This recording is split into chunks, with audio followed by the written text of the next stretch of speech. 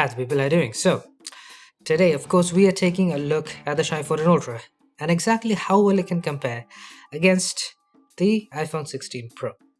Now, of course, this is just photography, but in my opinion, I think it's going to be even more interesting when we do the videography comparison because that's where the real competition begins. Because the Xiaomi has various professionally inclined modes in there with the master cinema and the log videography. And the iPhone, on the other hand, ProRes Log, one of the all-time greatest features in terms of videography on any smartphone thus far.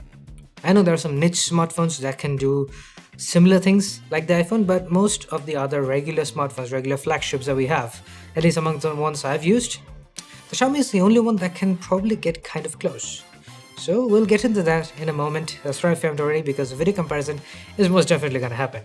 If not for anyone else, for my own sake and my own sanity. But for now, let's jump in. So look, here's the deal. Here's the gist about what the iPhone is capable of. The iPhone, it gives you a lot of options in terms of how you want your photographs to look. And that, in my opinion, is a massive leap in terms of overall customizability as opposed to anything else we had before. Because iPhones, traditionally, they don't give you a lot of options. I don't think that's news to anyone. But here's the deal. The Xiaomi does give you options. It has Leica Vibrant and Leica Authentic. In my personal opinion, Leica Authentic is the way to go with the high contrast, slightly subdued saturation, relatively more natural looking colors. It just works for me, and that's basically what I use all the time. I never use Leica Vibrant. To this date, I've never actually utilized it except for showcasing it in some comparisons here and there. Now, the iPhone, I intentionally or not, I kind of try to get it to look kind of like authentic because I like the high contrast, I like the slightly lower saturation, natural colors, so on and so forth. It should be pretty obvious by now. If you have seen any of my previous videos, you know exactly what my preferences are. But that is all they are. Preferences, personal preferences. Just like no one else has a say in what I like, I don't have a say in anyone else's. So obviously, if you like something else, you can actually, to that extent, change it or customize it a little bit more on the iPhone as opposed to the Xiaomi, at least in terms of the traditional options that you get. Now, of course, in terms of a backlit image over here, it's very interesting approaches we have on both phones. So the Xiaomi, it does give you slightly more shadow detail whilst also maintaining a good amount of contrast. Its overall balance is really good, but I think you know exactly where I have a problem. The sun and the way it is being depicted. That's weird. It's just the yellow, the way it looks, it's too nuclear and maybe a little too oversaturated, I guess, and it doesn't work. Plain and simple. Now the iPhone, on the other hand, now this is handling the highlights in the best possible manner that was possible given the situation, but it is also crushing shadows. Now then, with the ultrawide camera, in case you are curious about where I took some of these photos, it was at Gytex 2024, hell of a spot. Most of it had to do with AI, but man, I found some interesting subjects to take photographs, as you can probably tell. But here's the thing, I feel like there are certain instances when the iPhone can tend to blow out highlights. This is also somewhat true with the main camera, but I think it's much more obvious with the ultrawide camera. And it's not the worst thing in the world. I don't really mind the way it looks. I think it's handled well enough to the point that it doesn't look awkward or digital or genuinely blown out. But it is like really living on the edge there, and that can be a problem.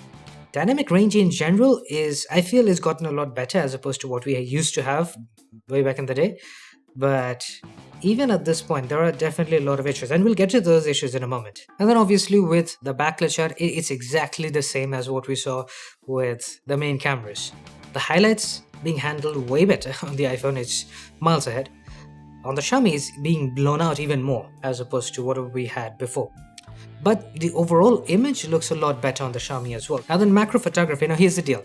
Before we get into that, this image that you're seeing, it's of a new controller that I received from GameSir. It's called the Tarantula 3 Pro. It's a stunning controller. The only reason I'm saying this is because I made a review about it recently, and honestly, I did not imagine, even in my wildest dreams, that it would perform or it would surprise me in terms of how good it is. It's honestly a really nice controller. You should check out the review if you're interested in stuff like this. It's mostly for PC gaming, and to be honest, it's about as good as it gets. Anyways, jumping back into the macro shots. So the iPhone only gives you ultra-wide macro, which is kind of a limitation, but I think you can tell that the Xiaomi's ultra-wide macro is basically unusable.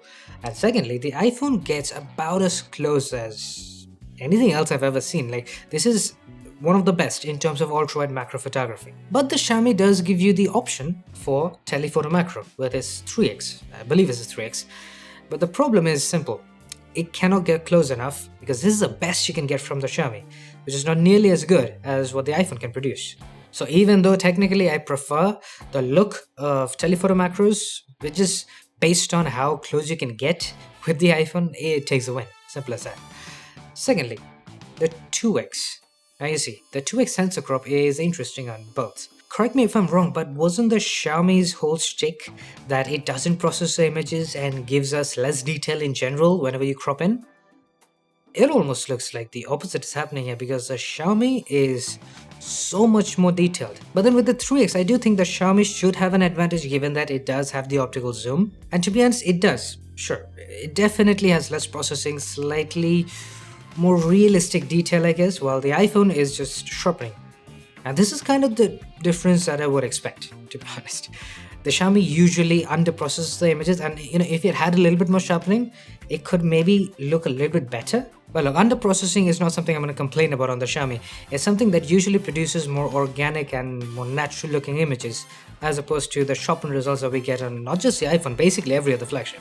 But at 5x, this is genuinely surprising because for some reason, even though both of them have 5x optical zooms, the Xiaomi is performing drastically better in terms of grain and noise reduction, in terms of detail preservation, in terms of just processing the image to make it look nice.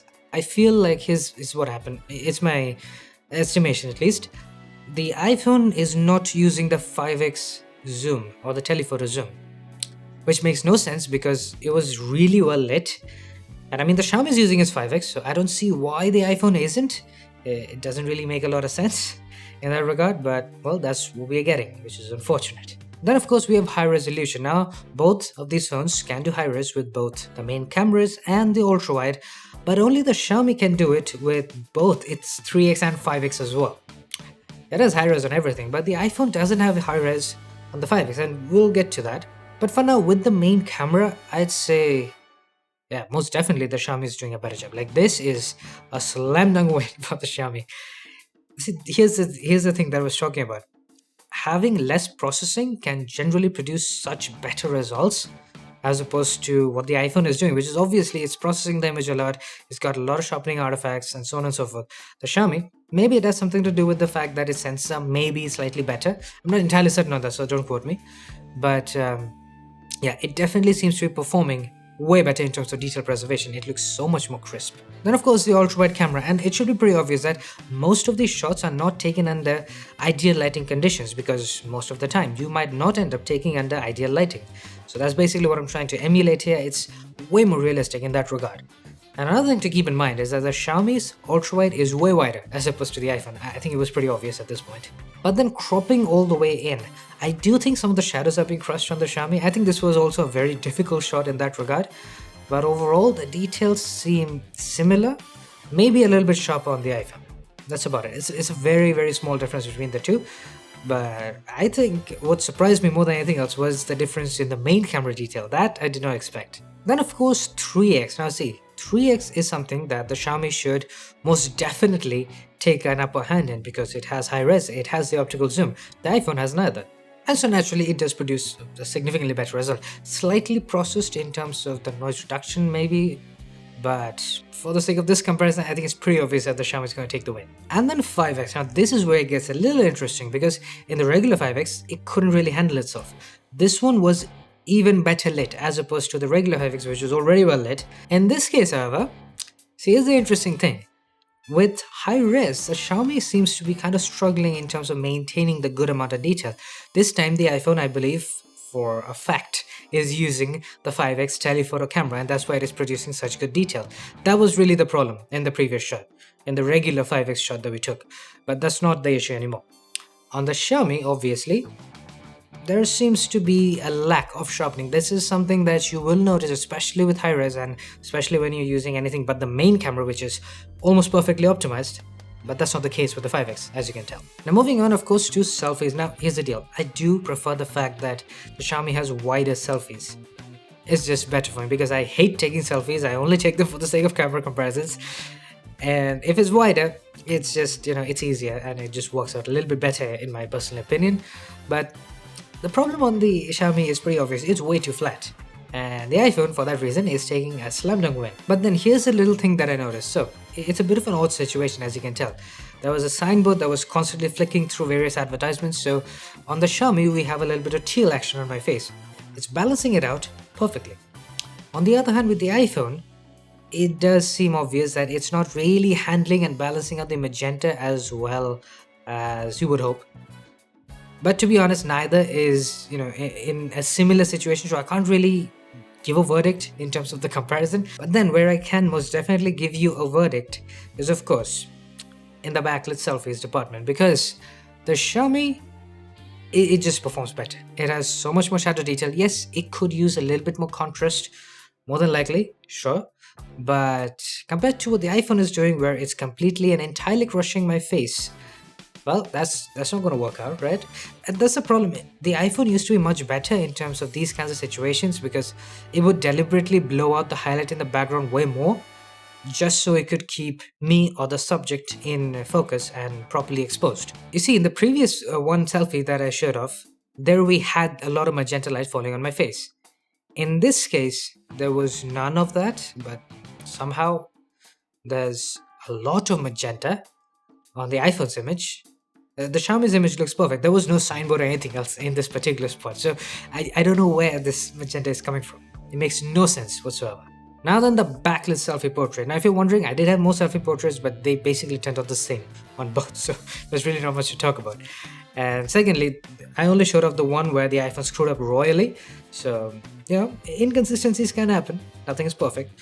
But here's the deal. I think it's the very same situation with the backlit selfie portrait as well. The iPhone just crushes shadows a little too much. The Xiaomi is lacking contrast a little too much. Anything between the two would be absolutely and totally perfect.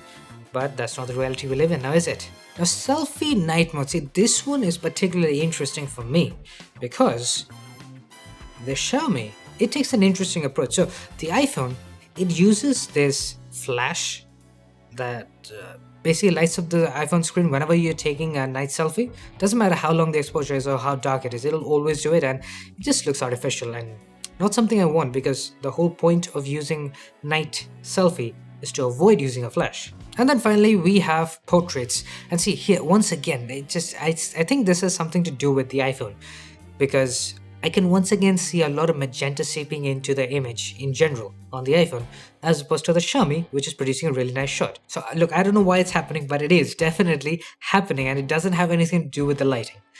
Anywho, here's the deal. The Xiaomi does give you an option here. It gives you master portraits, which is slightly flat and not quite as high contrast. And if you do want high contrast, you can go for Leica portraits. And personally, I do prefer Leica portraits. The reason should be obvious. I like high contrast, and portraits are inclusive there.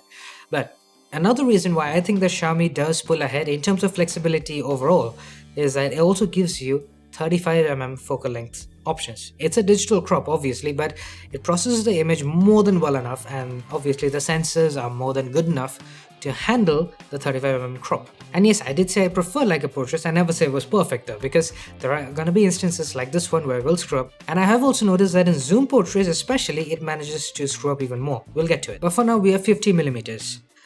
And here's the deal. Look, I get it.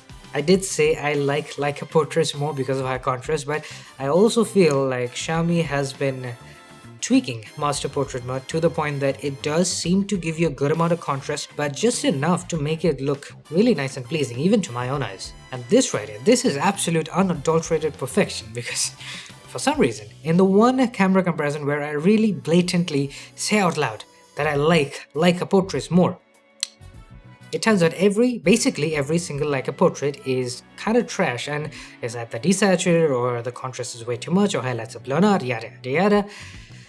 And some of the master portrait mode is just working a little bit better in almost every single one of them. It's just goddamn. Xiaomi, what is this trolling? But then with the 3x, now obviously you cannot take 3x on the iPhone because it doesn't have 3x. But I do gotta say, it's overall fairly consistent, except for that little magenta issue that we've been having ever since the selfies. But the Xiaomi, see, here's the problem with the zoom portraits. Both master portrait and Leica portraits, whether it's the 85mm or the 120mm, it doesn't even matter. it tends to look not quite as nice or as appealing. It just looks very digital in terms of the way the contrast, the exposure, the balance is being handled, and it doesn't come out looking quite nice.